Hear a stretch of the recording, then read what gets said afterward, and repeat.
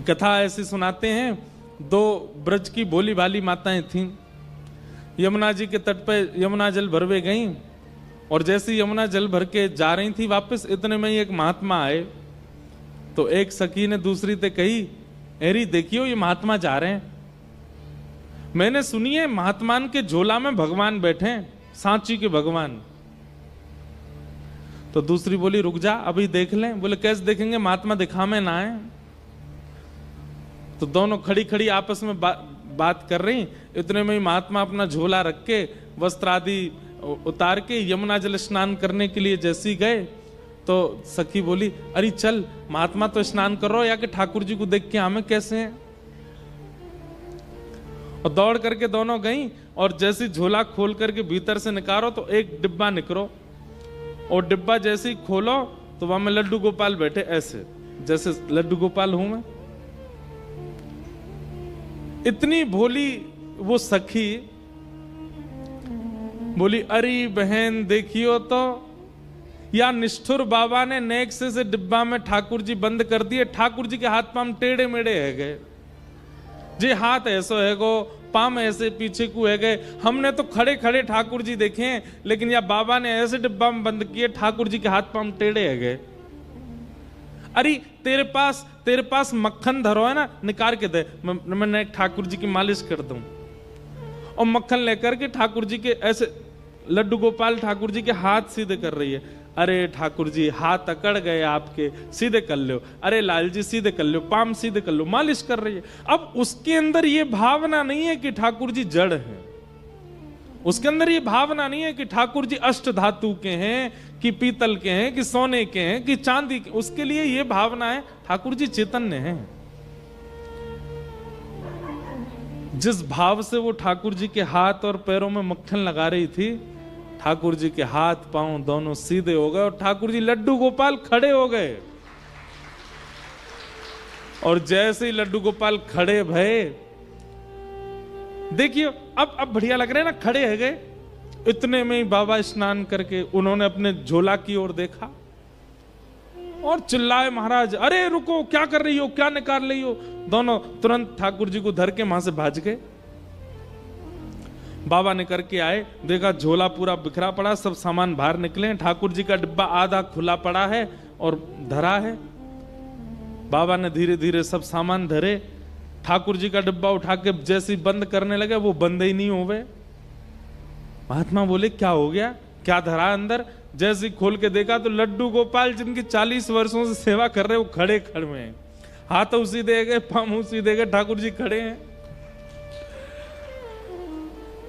महात्मा बोले ठाकुर जी तो मेरे ही हैं, नैन नक्श तो मेरे ठाकुर जी के, वस्त्र भी मेरे ठाकुर जी के हैं। अब लड्डू गोपाल तो ऐसे नीचे घेराव वाले वस्त्र पहनते हैं, अब लड्डू गोपाल खड़े है गए तो किशोरी जी की जैसे मानो कोई घाघर घूम गई हो, ऐसे बन गए ठाकुर जी। महात्मा के नेत्र सजल हो गए। जीवन भर यज्ञ तप जप ना जाने कैसे कैसे साधन करके ठाकुर जी की सेवा की, पर धन्य है ये भोली भाली ब्रजांगनाएं। इन्होंने ठाकुर जी को जड़ नहीं माना। मैंने जड़ मांगा, डिब्बा में बंद करके धर दिए, लेकिन इन्होंने चैतन्य माना। ठाकुर जी के हाथ में ऐसो ऐसो मक्खन पधरायो कि ठाकुर जी सीधे है गए। क्यों? क्योंकि ठाकुर जी जड़ नहीं है, चैतन्य।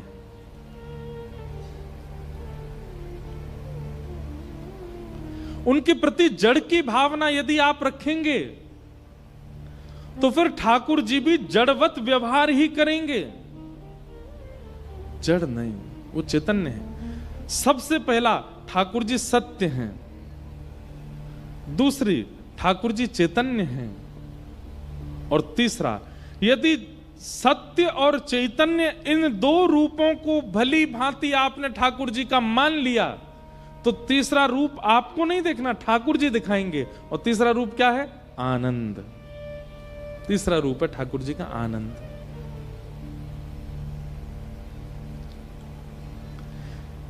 कई लोग हैं वो बिहारी जी को देखते हैं, पोशाक देखेंगे, रूप देखेंगे, मुकुट देखेंगे, बाहर आएंगे, पूछो उनसे कैसे लग रहे ठाकुर जी, भूल गए हम तो कैसे लग रहे हैं। सुंदर लग रहे, बस इतना याद है। क्या दर्शन किया आपने?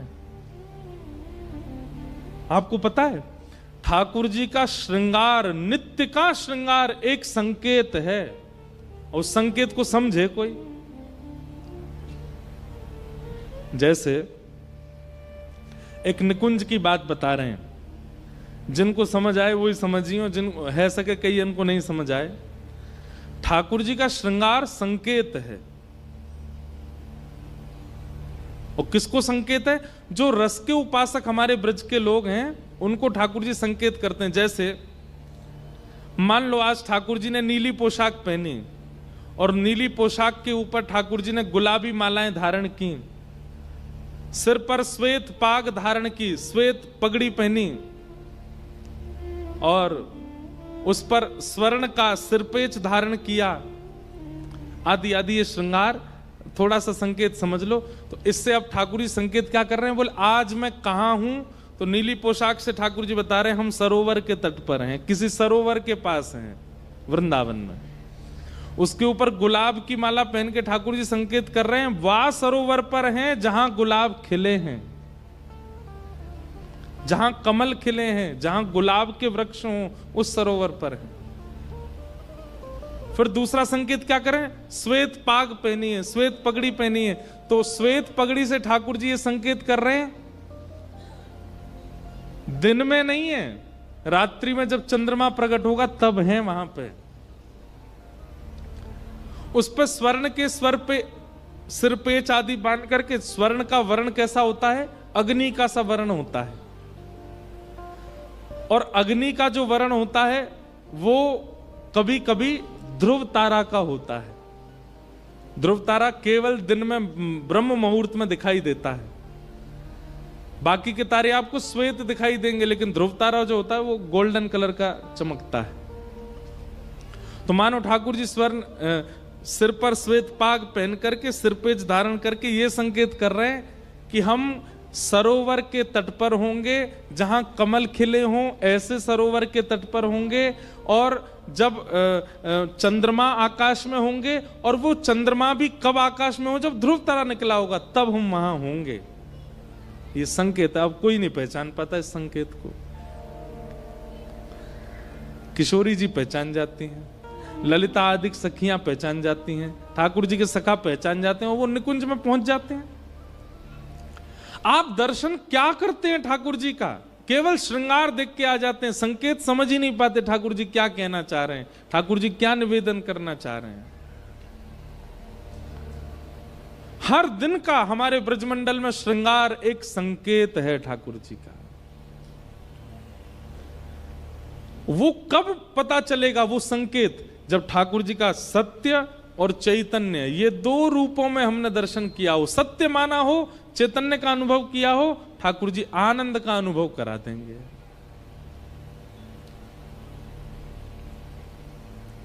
हमारे यहां गोवर्धन में जब आप दान घाटी से परिक्रमा शुरू करते हैं ना, तो थोड़ी 1 किलोमीटर चलते ही सीधे हाथ पर पंडित श्री गया प्रसाद जी महाराज की समाधि आती है। तो पंडित श्री गया प्रसाद जी महाराज जो थे वो ब्रजवासियों में, संतों में तो बहुत निष्ठा रखते थे, लेकिन रासलीला होती है ना, तो रासलीला में जब बालक कृष्ण बन के आता है सब लोग उसके पांव छूते थे। तो पंडित जी महाराज कहते, अरे भैया जब बालक ही तो है, तुम तो भगवान मान के या की पूजा करो, भगवान मान के या के पाम पूजो। तो ब्रज के लोग बोले महाराज वो बालक होएगा, लेकिन मुकुट पहनने के बाद वो ठाकुर जी है जाए। तो पंडित जी महाराज बोले भैया तुम्हारी भावना है पर मोह विश्वास ना है, मेरे काजे तो वो बालक ही है। अनेक संतों ने कहा, बोले नहीं पंडित जी महाराज, बालक जैसे ही मुकुट पहन ले ऊपर भगवान है, आप एक बार विश्वास करके तो देखो।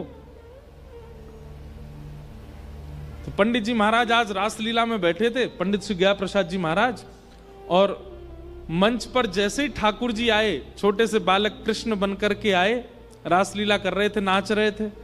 तो पंडित जी महाराज दूर बैठे बैठे सोचने लगे, अगर ये सच में भगवान हैं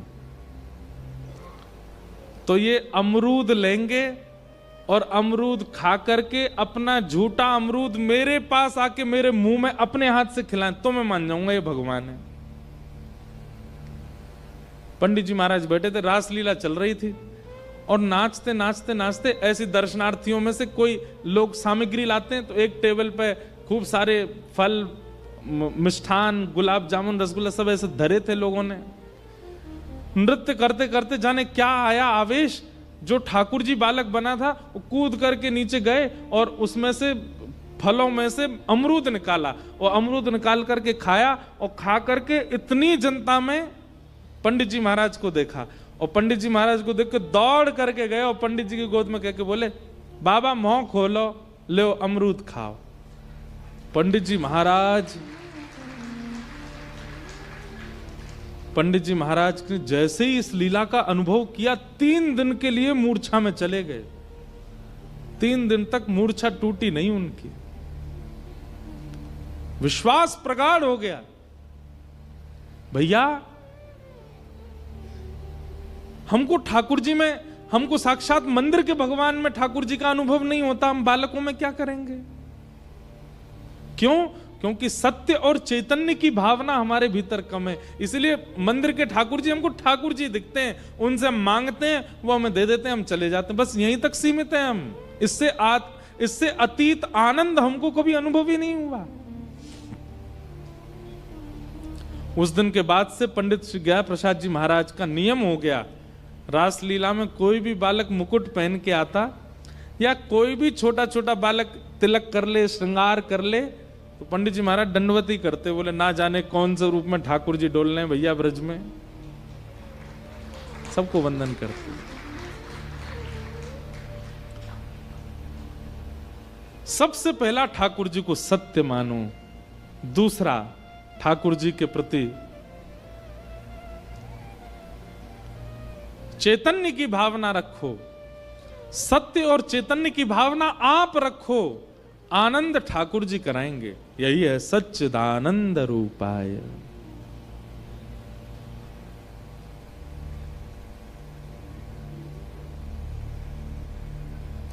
ऐसा अनुभव कि कभी ठाकुर जी के साथ नृत्य का अनुभव हो, कभी ठाकुर जी हमारे हाथ से प्रसाद पा रहे हो, ठाकुर जी हमारी सेवा से प्रसन्न होकर कुछ कह रहे हो, ये तभी हो सकता है जब उनको, उनके स्वरूप को रूप में परिवर्तित किया जाए। और स्वरूप को रूप में परिवर्तित करने के लिए आपको सत्य और चैतन्य, ये 2 स्थिति अपने मन में रखनी पड़ेगी ठाकुर जी के लिए। पहला, इतना अटूट विश्वास कि जो हो रहा है सब अच्छा ही होगा, कोई गड़बड़ नहीं, हमें ठाकुर जी पे विश्वास है, सब मंगल करेंगे, ये सत्य है, ये परम सत्य है। और दूसरा, ये चैतन्य है, ये पाषाण नहीं है, ये धातु नहीं है, ये मूर्ति नहीं है, ये चैतन्य है, ये भावना। इस प्रकार सच्चिदानंद रूपाय विश्वोत्पत्त्यादि हेतवे तापत्रय विनाशाय श्री कृष्णाय वयं नुमः। ऐसे श्री कृष्ण को हम बारंबार प्रणाम करते हैं। महात्मा का प्रारंभ होता है बंधुओं कि 88,000 सौनकादि ऋषि नैमिषारण्य में मानव कल्याण के लिए यज्ञ कर रहे थे।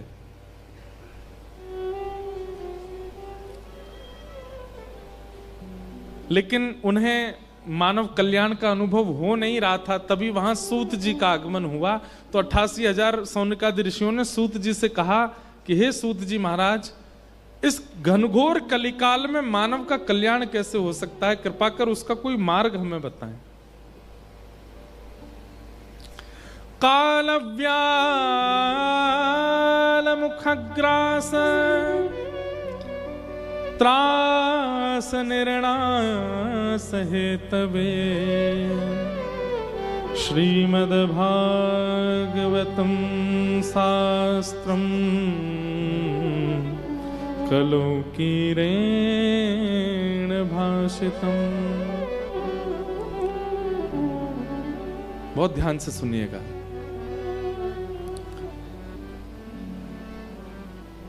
मानव के कल्याण में सबसे बड़ी बाधा है मृत्यु का भय, जो हम सबको बना रहता है।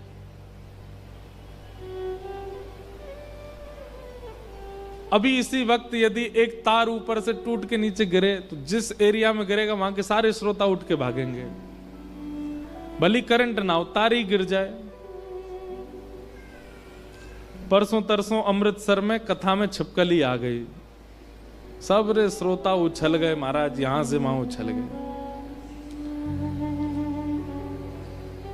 भय तो मुझे भी लगता है उससे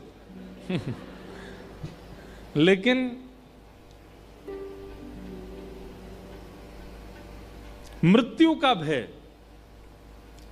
ये कहीं ना कहीं कारण है, हमारी सदगति रुकती है इसी कारण से। हम भी धीरे धीरे प्रयास कर, पर एक बात आपको स्पष्ट बताएं, छिपकली से भय तो बहुत लगता है, पर हमारी कई बार मंच पे आ चुकी है, मंच पे नहीं लगता। एक बार तो कहीं कथा थी तो ये जो मॉनिटर रखे रहते हैं इधर दोनों तरफ, एक बार एक मॉनिटर के ऊपर ही बैठी रही और 3 घंटा में ऐसे ही देखते देखते सुनाता रहा, लेकिन भय नहीं लगा जब उतर के गए तो फिर लगा थोड़ा सा। लेकिन कहीं ना कहीं बंधुओं, ये भय की निवृत्ति इस बात का प्रमाण है कि आपका भजन अब आपको फल दे रहा है। निर्भीकता, निर्भयता, एक होता है निर्भीकता, विचित्र प्रकार की होती। मुझे किसी से डर नहीं लगता, कोई अपने पिताजी को बुला ले, माताजी को बुला ले, मैं तो ऐसा हूं, यही करूंगा, ऐसा, वो गलत है। मृत्यु का भय, और इस मृत्यु के भय से दूर करने का एक ही साधन है, श्रीमद्भागवतम शास्त्रम कलौ कीरेण भाषितम। सत्य बात बताएं, बहुत ध्यान से सुनिएगा।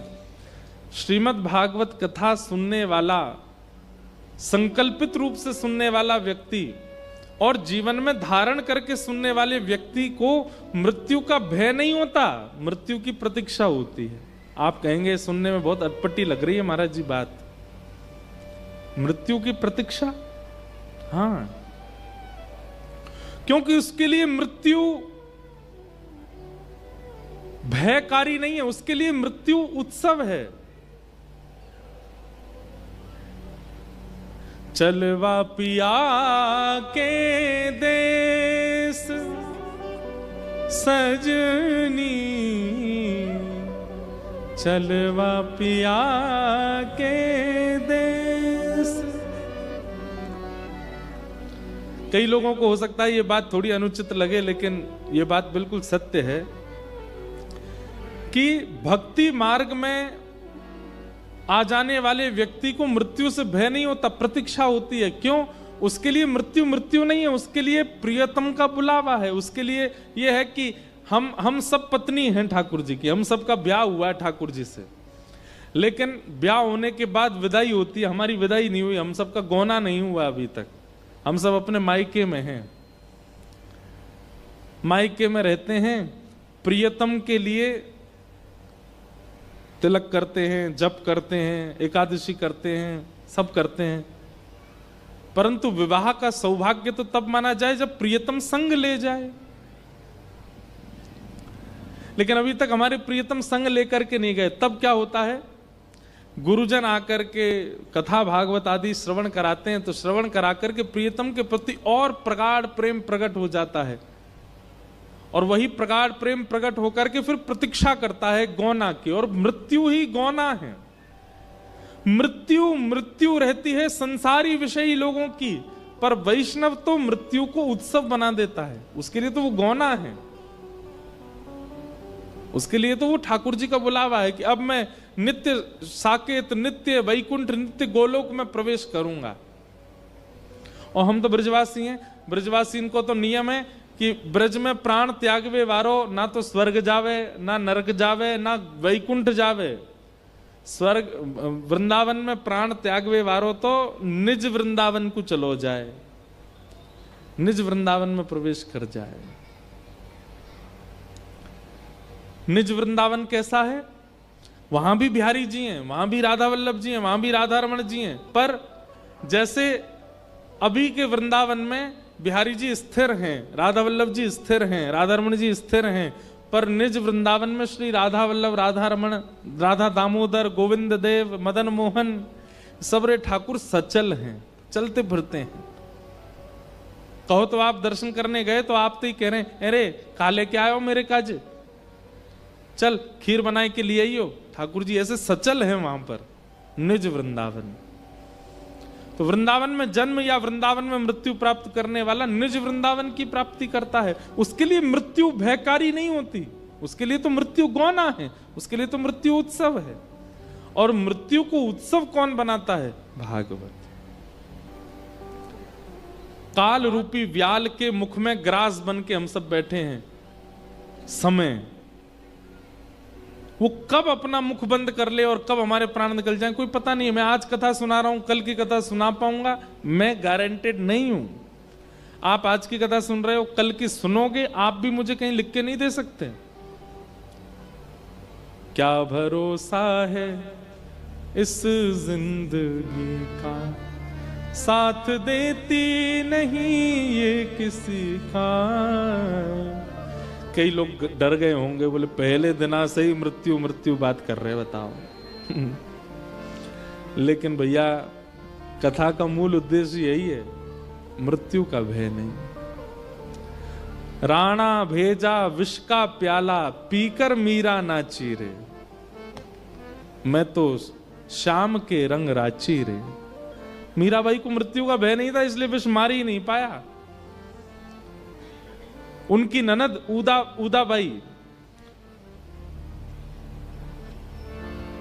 रात रात में ठाकुर जी शयन शैया से अंतर ध्यान करवा दिए, वहां पे पिटारे में सर्प रख दिया। बोले कल सवेरे मीरा जैसी मंगला करने के लिए खोलेगी, सोई सर्प डस देगा, मृत्यु हो जाएगी। सब लोग टकटकी लगा करके देख रहे थे, लेकिन जैसे ही मीराबाई ने वस्त्र उठाया तो वहां रखा तो सर्प गया था, पर मीराबाई के विश्वास से सब देख रहे थे झकोरे झरोकों से, बोले देखो अब ये सर्प डसेगा मीरा को और मीरा की मृत्यु हो जाएगी। लेकिन जैसे ही सबके सामने मीराबाई ने वस्त्र हटाया, रखा तो सर्प गया था, पर पता नहीं कहां से श्याम सुंदर आ गए। ठाकुर जी बैठे थे वहां पर, पड़े हुए थे। क्यों? ये बात सत्य कि भय होता ना तो सर्प ही होता वहां पे, भय होता ना तो विष अपना असर दिखाता, भय नहीं था। और ये भय कौन दूर करता है? भागवत जी, श्रीमद् भागवत की कथा। तो 88 सोनिकादि ऋषि यज्ञ कर रहे थे। सूत जी ने जाके कहा यज्ञ बाद में कीजिएगा, मानव कल्याण के लिए सर्वश्रेष्ठ तो इस कलिकाल में भागवत की कथा है, भागवत कथा का आश्रय लो। सोनिकादि ऋषि कहने लगे, बोले भागवत की कथा, श्रीमद् भागवत, भगवान जरा इसके बारे में थोड़ा महात्म्य तो बताइए। इस श्रीमद् भागवत कहां से आई, किसने किसको सुनाई और इससे क्या क्या कल्याण हुआ, जरा हमें बताइए। तब यहां महात्म्य सुनाया गया भागवत जी का।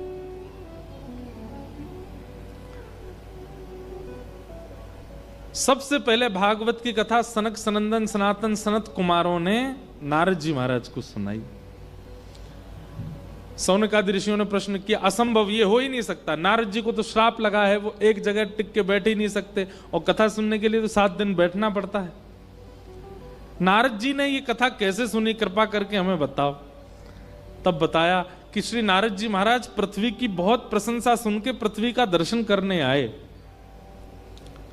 लेकिन पृथ्वी आकर के जब नारद जी ने देखी तो पृथ्वी पर कुछ भी अनुचित नहीं था। अहम तुम पृथ्वीम यातो ज्ञात्वा सर्वोत्तमामिति पुष्करम च प्रयागम च काशी गोदावरी तथा हरिक्षेत्रे कुरुक्षेत्रे श्रीरंगम सेतु वंदनम एवमादिषु तीर्थेषु ब्रह्माण तस्ततः। सब जगह भ्रमण किया नारद जी ने, लेकिन पृथ्वी जैसी सुनी थी वैसी बिल्कुल नहीं है।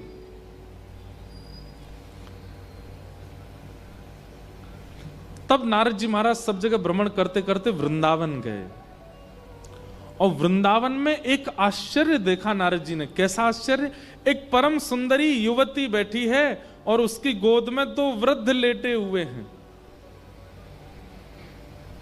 नारद जी बोले ये कैसा विचित्र दृश्य है, एक युवा सुंदरी कन्या की गोद में 2 वृद्ध लेटे हैं और वो युवती रो रही है। नारद जी महाराज ने उस युवती से पूछा, देवी तुम कौन हो और तुम रो क्यों रही हो? तुम्हारी गोद में ये 2 वृद्ध कौन हैं? तब उस युवती ने अपना परिचय देते हुए कहा, अहम तुम भक्तिम यातो अहम भक्ति रीति ख्याता इमो में तनयो मतो ज्ञान वैराग्य न मानो काल योगेन जर्जरो। मैं भक्ति हूं। भक्ति सुनते ही नारद जी तो दंडवत हो गए, जय हो जय हो। हम जिसको दिन रात ध्याते हैं, जिसका दिन रात आश्रय लेते हैं, आज उसका प्रत्यक्ष दर्शन हो रहा है। आप भक्ति महारानी है? बोले हाँ। नारद जी ने प्रणाम किया, देवी और आपकी गोद में जो ये 2 वृद्ध हैं ये कौन है? बोले ये दोनों मेरे बेटे हैं। नारद जी बोले माता जी युवा और बेटा वृद्ध, क्या नाम है आपके पुत्रों का? बोले ज्ञान और वैराग्य। हे नारद जी महाराज, भक्ति तो संसार का हर व्यक्ति करता है, इसलिए मैं युवा हूं, लेकिन मेरे पुत्रों को अपने जीवन में कोई स्थान नहीं देता, इसलिए ये दोनों वृद्ध हैं। भक्ति हम सब करते हैं। अभी मैं 2 पंक्ति गाऊंगा, आप सब मेरे साथ गाओगे। गाएं। भूत पिशाच निकट नहीं आवे, महावीर जब नाम सुनावे, नासै रोग हरे सब पीड़ा, जपत निरंतर हनुमत भी। भक्ति सबके चित्त में। आप सबको हनुमान चालीसा आती है, आप सब भक्त तो हो। आप सब लोग मंदिर जाते हो, भक्ति तो करते हो, पर ज्ञान वैराग्य। अब सुनो, हनुमान चालीसा सबको याद है। श्री गुरु चरण सरोज रज निजमन मुकुर सुधार, वर्णो रघुवर विमल यश, बुद्धिहीन तनु जान के सुमिरौ पवन कुमार, बल बुद्धि विद्या देव हरऊं। अब हम एक मंच पे माइक लगा रहे हैं, इसका अर्थ बताओ आके। आधे से ज्यादा उनको नहीं पता। अब आपको तो पता है, आपका तो हम, लेकिन हमने कहा आधे से ज्यादा को नहीं पता। मुकुर का ही अर्थ नहीं पता होगा। क्यों? भक्ति तो है पर ज्ञान नहीं है। मंदिरों में पंडित जी कहते हैं कि पुष्प अर्पित करो ठाकुर जी पर। कई जगह आरती होती है तो आरती के बाद में सब लोग बोलते हैं, त्राहि माम पुंडरीकाक्ष सर्व पाप हरो हरि, लेकिन उसका अर्थ नहीं जानते। नमः पार्वती पतये हर हर महादेव, भुजा क्यों उठाते हैं? अर्थ नहीं जानते। महादेव पर दूध क्यों चढ़ाते हैं? जल चढ़ाया समझ में आता है, दूध क्यों चढ़ाते हैं? शहद क्यों चढ़ाते हैं? घी क्यों चढ़ाते हैं? दही क्यों चढ़ाते हैं? नहीं पता। भक्ति तो है। हनुमान जी पे चोला क्यों चढ़ाते हैं? भक्ति तो है, अर्थ नहीं पता, बस कर रहे हैं, जैसी बता दी गई वैसे कर रहे हैं, अर्थ नहीं पता।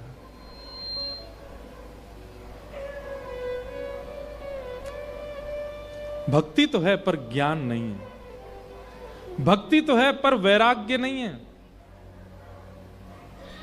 वैराग्य चित्त में नहीं है। वैराग्य का मतलब, ज्ञान का मतलब आप क्या समझते हैं? आप ज्ञान और वैराग्य का अर्थ ही नहीं लगा पाए अभी तक। वैराग्य का मतलब सब त्याग देना नहीं होता। वैराग्य का मतलब सब छोड़ देना नहीं होता। इच्छाओं पर वश करना, उसको वैराग्य कहते हैं। अपनी इच्छाओं को दबाना, अपनी इच्छाओं को वश करना, काबू करना, उसको वैराग्य कहते हैं। हम लोग कैसे हैं? इच्छा प्रकट होती है और प्रकट होती है, हम उस इच्छा के पीछे भागते हैं उसको प्राप्त करने के लिए। लेकिन इच्छा प्रकट हो, प्रकट होते ही दबा दी जाए, उसको वैराग्य कहते हैं। पानी पूरी खानी है, पिताजी आप बाहर से आ रहे हो, पानी पूरी ले आना। मैं तो वहां से आ रहा हूं, भैया को बोल भैया तुम ले आना। भैया बोला मैं भी, माँ घर में ही बना दो, पवा दो, बहुत तेज मन कर रहा है। अब ये वैराग्य नहीं है, लेकिन इच्छा प्रकट हुई, कुछ पाना है। अब मैं तो केवल जीव की बात कर सकता हूं मंच से, लेकिन आंखों की भी इच्छा होती है, कानों की भी इच्छा होती है, त्वचा की भी इच्छा होती है, हाथ की भी इच्छा होती है, पैरों की भी इच्छा होती है। इन समस्त प्रकट होने वाली इच्छाओं को प्रकट होने देना, लेकिन पूरी ना करना, इसको वैराग्य कहते हैं। धीरे धीरे धीरे जब आप उनकी इच्छाओं को पूरा नहीं करेंगे, धीरे धीरे इच्छा प्रकट होनी भी बंद हो जाएगी। यही वैराग्य है। इसका मतलब सन्यासी नहीं है, इसका मतलब विरक्त नहीं है। गृहस्थी भी वैरागी हो सकता है। लेकिन हम आप सबके जीवन में भक्ति है, उसके दो पुत्र ज्ञान और वैराग्य नहीं है। इसलिए ज्ञान और वैराग्य दोनों वृद्ध पड़े।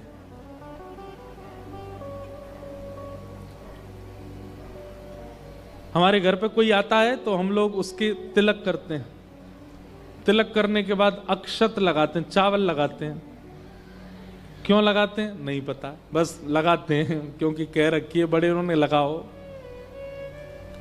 कई घरों में तो ऐसे महाराज तिलक से काम भी नहीं, चावल तो लाओ, चावल तो लाओ। हम घर के बाहर खड़े, अब अंदर तो बुला लो, नहीं नहीं महाराज जी पहले चावल चिपकाएंगे। मैंने पूछने में माता जी एक बात तो चावल लगाते क्यों? हाँ ये नहीं पता, माता जी बचपन में बताती थी, दादाजी बताते थे, ये करते थे। क्यों नहीं पूछा कि क्यों? सबके पीछे कारण है।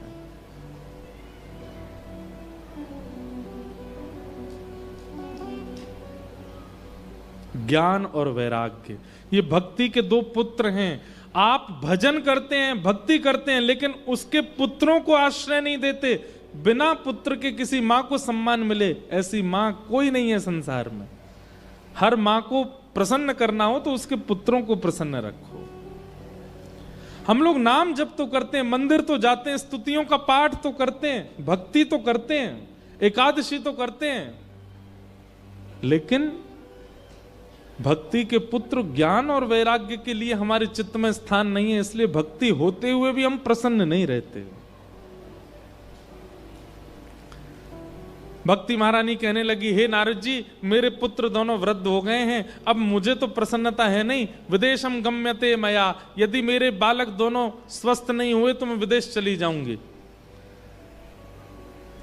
नारद जी महाराज बोले, अगर भक्ति ने भारत का त्याग कर दिया तो भारत को कोई नहीं बचा सकता। आज सबसे ज्यादा जनसंख्या पूरे विश्व में, हमारे यहां कुंभ में, संगम में इतने लोग नहा जाते हैं, इतनी तो कई देशों की, बड़े बड़े देशों की जनसंख्या भी नहीं है। भक्ति कैसी अटूट है भारत के लोगों में, पर ज्ञान नहीं है, वैराग्य नहीं है। नारद जी महाराज बोले, अगर भक्ति ने भारत का त्याग कर दिया तो भविष्य में पूरा विश्व सर्वनाश की स्थिति पर आ जाएगा, तब भारत को कोई नहीं बचा पाएगा। भारत को केवल भक्ति बचा सकती है। हमारे पूज्य पिताजी महाराज एक बहुत बड़ी बात कहते हैं कभी कभी कि भारत का भविष्य यदि कोई बदलेगा तो वो व्यासपीठ ही बदलेगी, व्यास मंच ही बदलेगा। भारत के युवाओं को कोई सुधारेगा तो वो व्यास मंच ही सुधारेगा। चाहे कितने बड़े इन्फ्लुएंसर हो जाओ, चाहे कितने बड़े मोटिवेशनल स्पीकर हो जाओ, पर व्यास परंपरा ही आपकी बुद्धि को ठिकाने लगा सकती है, और आज उसका परिणाम देखने को मिल रहा है।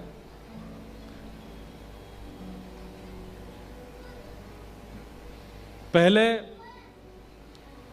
वायरल होते थे गाने, पहले वायरल होते थे, और सबसे ज्यादा तो पंजाब के, पंजाब में कुड़ी कैंदी एंदी यही सब चलते हैं।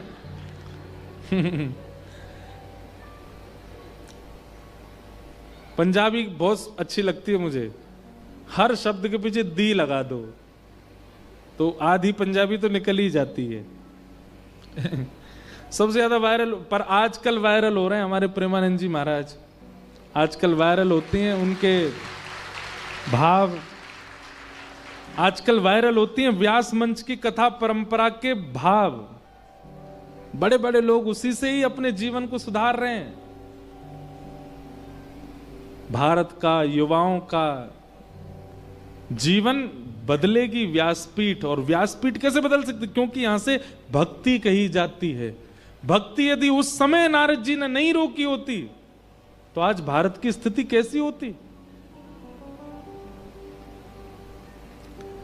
लेकिन भैया हमारी आपसे प्रार्थना है, भक्ति तो सब करते हैं, भक्ति सबके जीवन में है, उसके पुत्र ज्ञान और वैराग्य को भी स्थान दीजिए अपने चित्त में। और ज्ञान और वैराग्य केवल इतना है, ज्ञान इतना लीजिए जो संत परंपरा परोस रही है, उसी को लीजिए। आप स्वयं गीता जी का पाठ करने जाएंगे, आप स्वयं वाल्मीकि रामायण पढ़ने जाएंगे, आप स्वयं वेद उपनिषदों को पढ़ने जाएंगे, शायद आप उतने ज्ञानी नहीं बन पाए, उतने नॉलेजेबल नहीं हो पाओगे, लेकिन वही किसी गुरु के मुख से सुनोगे तो वो कल्याण करेगी। ये ज्ञान और वैराग्य, वैराग्य केवल अपनी इच्छाओं को धीरे धीरे कम करना प्रारंभ कर दो, इतना वैराग्य ही बहुत है। देखना इंद्रियों के ना घोड़े भगे, इनमें हरदम जो संयम के कोड़े पड़े, अपने रथ को सुमार्ग लगाते चलो, कृष्ण गोविंद गोपाल गाते चलो। सुख में फूलो मती, दुख में भूलो मती, प्राण जाए मगर नाम भूलो मती, मुरली वाले को मन से रिझाते चलो, कृष्ण गोविंद गोपाल गाते चलो।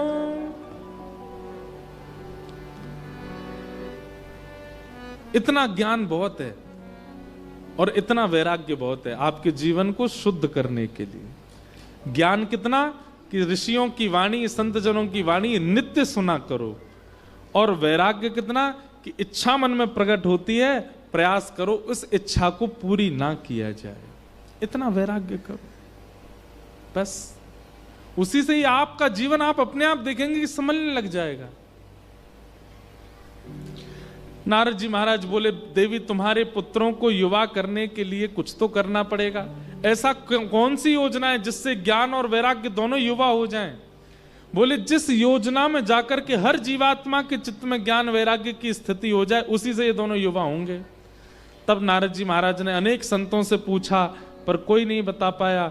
तभी बद्रिकाश्रम में भगवान के प्रथम अवतार सनक सनंदन सनातन सनत कुमार से जाकर के नारद जी ने कहा, ज्ञान और वैराग्य की युवावस्था कैसे आएगी? तब सनत कुमारों ने कहा, सत्कर्म सूचको नूनम, ज्ञान यज्ञ स्मृतो बुधै, श्रीमद् कथा श्रीमद् भागवतालाप, सतु गीत सुकादि भी। भागवत की कथा भैया, सुखदेव जी को जो भागवत उनके पिता व्यास जी ने प्रदान की, और सुखदेव जी ने जो वही भागवत की कथा परीक्षित को सुनाई, उस संवाद को यदि कोई सुन ले तो उसके चित्त में ज्ञान और वैराग्य युवा हो जाएंगे। भागवत की कथा का उद्देश्य क्या है? नित्य उद्देश्य सुनते रहिएगा। पहला उद्देश्य हमारे चित्त में भक्ति तो है, इसीलिए हम कथा में आए हैं, पर अब ज्ञान और वैराग्य प्रकट हो, भागवत का प्रथम उद्देश्य।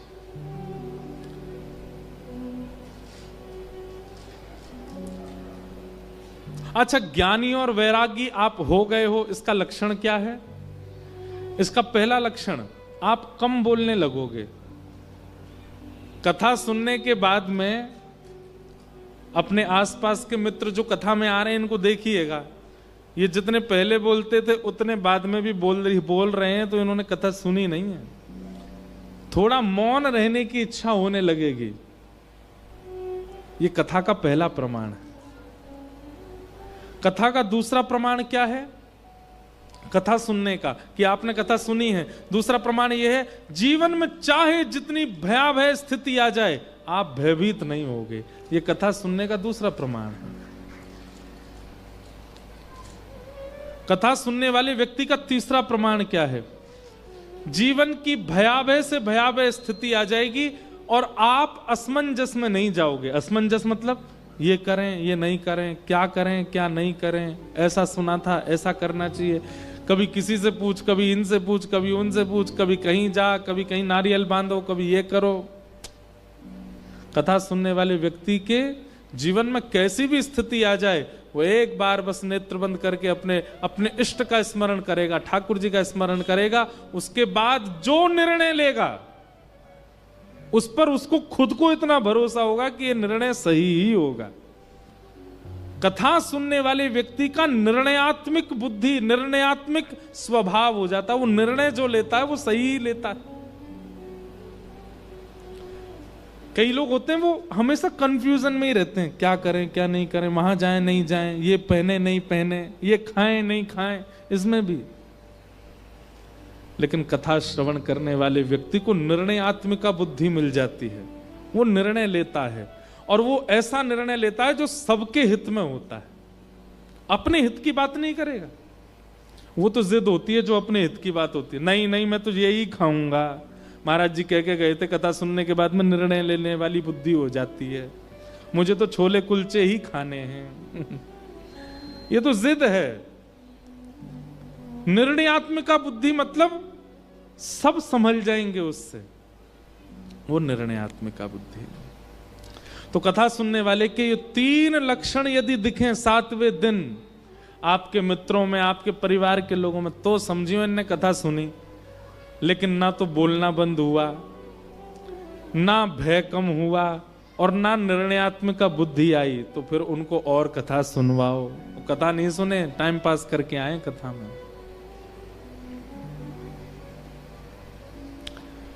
श्रीमद् भागवत लापह सतु गीतः सुकादिवे।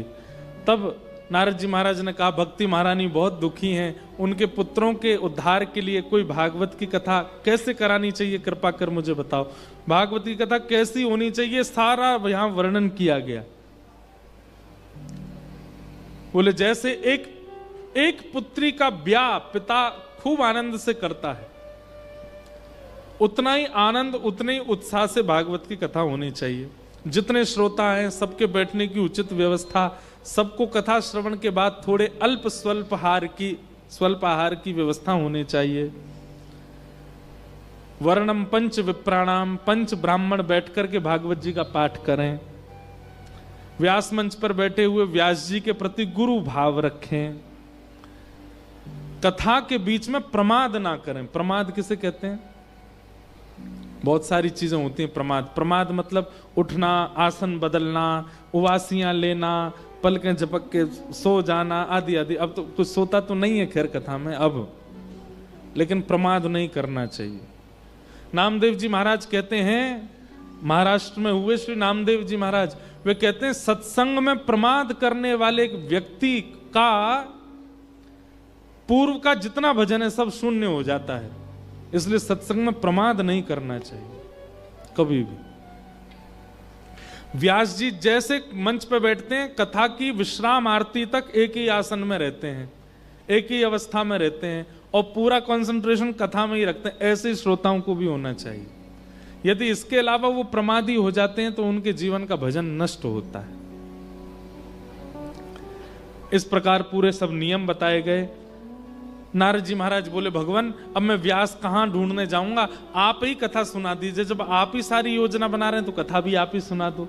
तो सबसे पहली कथा करने के लिए बद्रीनाथ से सनक सनंदन सनातन सनत कुमार पधारे। गंगा जी के तट पर ऋषिकेश में प्रथम कथा हुई। अनेक संत पधारे, देवता पधारे, देवर्षि पधारे, और जैसे ही भक्ति महारानी अपने वृद्ध पुत्रों के साथ कथा में पधारी, ज्यों ज्यों कथा रस उनके कान में जाने लगा, भक्ति सुतौ तौ तरणौ गृहीत्वा प्रेमैक रूपा सहसा विरासीत। श्री कृष्ण गोविंद हरे मुरारे, नाथेति नामानि मुहुर्वदन्ति। भक्ति महारानी के दोनों पुत्र वो धीमे धीमे धीमे धीमे युवा होने लगे, और ज्यों ज्यों कथा बढ़ने लगी बिल्कुल युवावस्था में आ गए। भक्ति महारानी श्री कृष्ण गोविंद हरे मुरारे ऐसा कीर्तन करके नृत्य करने लगी, धन्य धन्य कहने लगी, जय हो नारद जी, आपने कृपा करके मेरे पुत्रों को युवा कर दिया। भागवत की कथा में ज्ञान और वैराग्य युवा होते हैं। भक्ति नृत्य करती है। सीधी बात, श्रोता उत्साहित हो तो समझो कि वो कथा सुन रहा है। ऐसे भागवत का प्रथम महात्म्य सुनाया गया, और इसके बाद फिर दूसरा महात्म्य कहा गया, जहां पर आत्मदेव नाम के ब्राह्मण के कोई बालक नहीं था, आत्महत्या करने जा रहे थे, तो संत ने एक फल दे दिया और कहा अपनी पत्नी को खिलाना। 1 साल के नियम बता रहा हूं, ये नियम पत्नी से करवाना। तुम्हारे यहां पुत्र का योग नहीं है, पर मेरे भजन के बल से हो जाएगा। लेकिन आत्मदेव जी की पत्नी धुंधुली ने ना तो फल खाया ना नियमों का पालन किया। फल खिला दिया गैया को और स्वयं चली गई मायके। वहां उसकी एक सहेली गर्भवती थी, उसको बहुत धन दे के कह दिया 9 महीना बाद अपना पुत्र ही मुझको देना, मैं इसी कोई पुत्र मान लूंगी, मुझे पुत्र धारण नहीं करना। 9 महीने बाद सहेली के पुत्र को लेकर के आई, इसमें कोई दोष नहीं था, लेकिन घर आकर के झूठ बोल दिया। अपने पति से कहा हम गर्भवती हैं ऐसा कह के गई थी, और ला करके दूसरे के पुत्र को अपना पुत्र बता दिया। आत्मदेव जी बड़े प्रसन्न हो गए। बालक का नाम नारायण रखना चाहते थे, पर धुंधुली ने कहा नहीं, मैं धुंधुली, मेरा बेटा धुंधुकारी। इतने में ही दास दासियों ने कहा, भगवान आपके ऊपर तो बड़ी कृपा ठाकुर जी की हुई, क्योंकि गौशाला में गैया ने भी एक बालक को जन्म दिया, और वो बालक गायों जैसा नहीं है, मानवों जैसा है। आत्मदेव ब्राह्मण जैसी गए तो गाय के गर्भ से श्री गोकर्ण जी महाराज प्रकट हुए, क्योंकि संत का फल गैया ने खाया था। अब इस कथा का एक आध्यात्मिक रूप है, बहुत ध्यान से सुनिएगा, बहुत सावधानी से। आत्मदेव कौन है? हम सब। धुंधुली कौन है? हमारा मन। और संत का प्रसाद क्या है? भगवद वाणी। हम लोग कथा में बैठते हैं और जब भगवद वाणी सुनते हैं तो संत मानो, कथा वक्ता मानो आपको प्रसाद दे रहे हैं, और प्रसाद दे के कहते हैं अपनी मन रूपी पत्नी को खिलाओ इसको। लेकिन हम मन को नहीं खिलाते। कथा सुनते कानों से हैं, बैठते कथा में हैं, पर मन हमारा उस कथा को स्वीकार नहीं करता। और करता भी है तो कितनी देर करता? जितनी देर कथा चलती उतनी देर स्वीकार करता है। कथा पूरी होते ही, बाहर निकलते ही हम अपने पुराने रूप में आ जाते हैं।